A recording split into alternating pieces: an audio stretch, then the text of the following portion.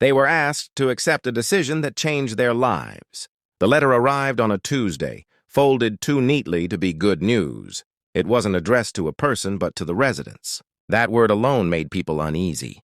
In a town where everyone knew each other's dogs and coffee orders, being reduced to a category felt deliberate. The decision, the letter said, had already been made. No explanation filled the page, just polished. Language about progress, efficiency, and long-term benefits. They were asked to accept it with grace, to trust the process, to understand that resistance would only complicate things. At first, no one panicked. Panic required clarity, and this letter offered none. People reread it at kitchen tables, on front porches, in parked cars before work. Some laughed it off. Others called city offices and reached automated voices that never called back. By Friday, the rumors arrived faster than the facts. Jobs would be relocated. Homes would be reassessed. School boundaries would change. A few people insisted it wouldn't affect everyone, just the unlucky ones. That was when the room always went quiet, because no one knew who the unlucky ones were.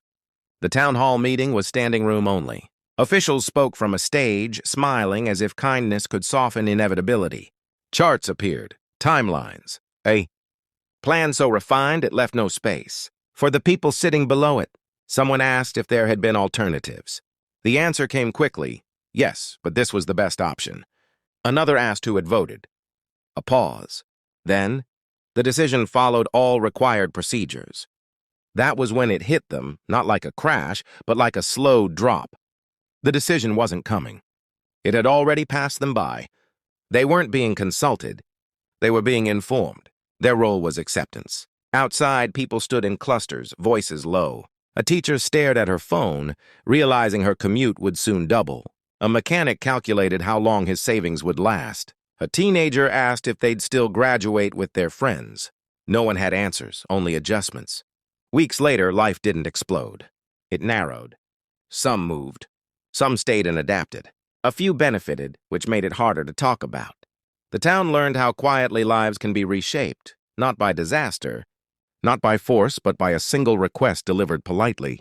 Please accept this decision. And the hardest part wasn't what they lost. It was knowing they were never truly asked.